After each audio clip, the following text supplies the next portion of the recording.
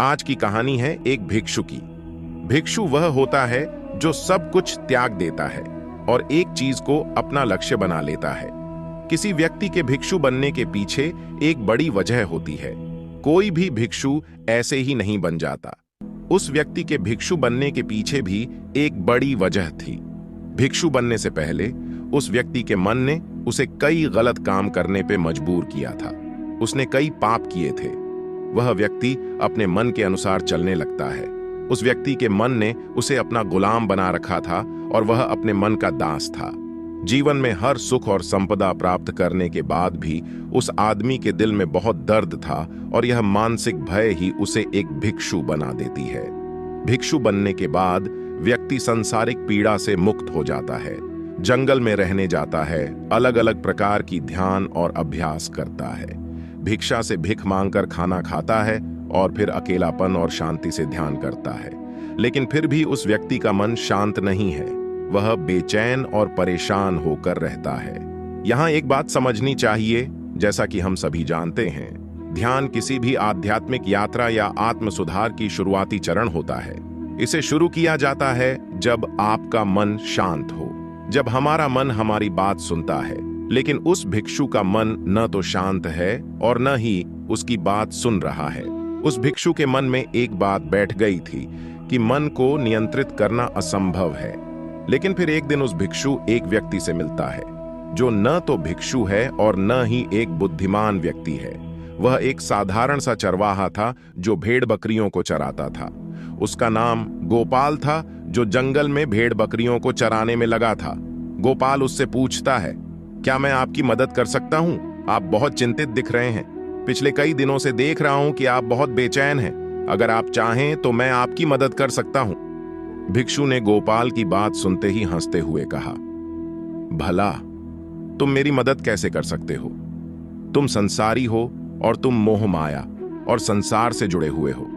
मैंने सब कुछ छोड़ दिया और जंगल में आया, फिर भी मेरा मन मेरे वश में नहीं है।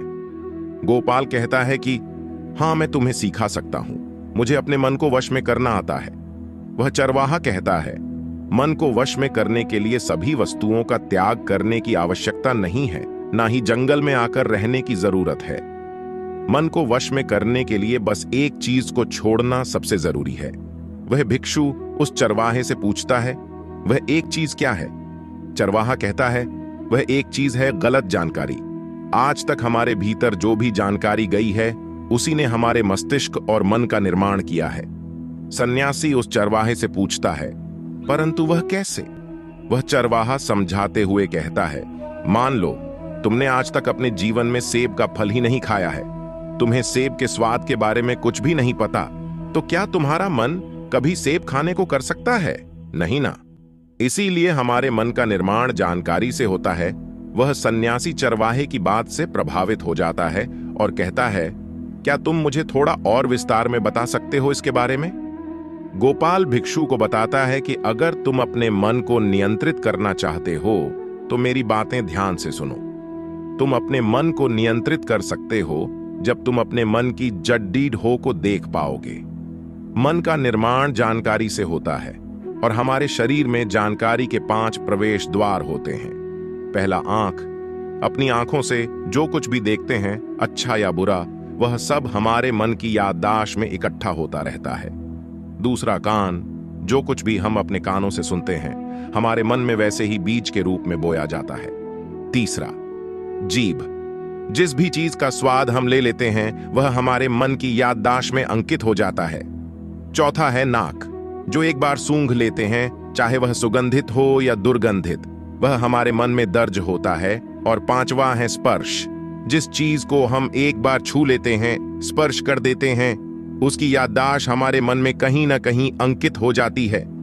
इन 5 और शारीरिक द्वारों से जो भी जानकारी हमारे अंदर प्रवेश करती है वह जानकारी बीजों के रूप में जमा हो जाती है और धीरे धीरे वृक्ष बनते हैं। हमारा मन मिट्टी की तरह है जिसमें बीज बोए जाते हैं और हमारी बुद्धि बीज बोने वाले किसान की तरह है। अगर हमारी बुद्धि गलत जानकारी के बीजों को सही जानकारी के बीच समझकर बो देगी और भविष्य में जब वह बीज वृक्ष बनेगा तो भविष्य में वह पेड़ खराब फल देगा। हमारा मन एक उन्नति के काबिल किसी खेती की तरह है जिसमें हम जो भी बीज बोते हैं वह हमारे अंदर उग जाते हैं। जैसे कि एक किसान ध्यान से सही बीज चुनकर उगाता है ताकि उसकी फसल भरपूर और फलदार हो, हमें भी अपने मन को सच्चे और सकारात्मक विचारों से सजाने की जरूरत होती है। जैसे कि एक माली अपने उद्यान की देखभाल करता है, हमें भी अपने मन की देखभाल करनी चाहिए, सच्चे विचारों, अनुभवों और जानकारियों से इसे पोषित करके। इस तरीके से हम अपने अंदर एक समृद्ध भावनाओं, समझदारी और विकास के वृक्षों को खूबसूरती से फूलने देते हैं। तुम्हारा मन तुम्हारे बस में इसीलिए नहीं है क्योंकि तुमने पहले से ही अपने मन में बहुत सारे गलत बीज बो रखी हैं और अब वह बीज बड़े वृक्ष बन चुके हैं। वह सन्यासी उस चरवाहे से पूछता है, अब मैं क्या करूं, क्योंकि अब तक मैंने बहुत सारे गलत बीज बो डाले हैं और मैं उन्हें उखाड़ नहीं सकता। गोपाल भिक्षु से कहता है, तुम अब तक अज्ञानता और अनजाने में गलत बीज बो रहे थे, लेकिन अब से सच्चे मन से सही बीज बोना शुरू करो। अगर अंदर हजारों गलत बीज हैं तो क्या हुआ, अब तैयार हो जाओ लाखों सही बीज उगाने के लिए। तुम्हें बस ध्यान देना होगा, यह देखना कि इन 5 द्वारों के माध्यम से तुम्हारे अंदर कर दे। जिस तरह खूब भूख लगने पर ही भोजन करने का और खूब प्यास लगने पर ही पानी पीने का असली आनंद प्राप्त होता है, ठीक वैसे ही जीवन की तमाम दुख परेशानियों को झेलने के बाद ही सुख का आनंद प्राप्त होता है। इसीलिए जीवन में अलग अलग प्रकार से अलग अलग रूप में सुख दुख आते ही रहते हैं। हम चाहकर भी जीवन से सुख दुख खत्म तो नहीं कर सकते, हाँ, लेकिन इनसे इतना ऊपर जरूर उठा जा सजता है कि कोई भी बड्ढी ही समस्या मन को विचलित ना कर सके। इसके लिए आपने मन को शक्तिशाली बनाओ, संयम रखो, रोज ध्यान लगाओ, अध्यात्म ज्ञान प्राप्त करो। यही तुम्हारे जीवन की तमाम समस्याओं का समाधान है। इसी को जीवन की 84वीं समस्या का समाधान कहा गया है।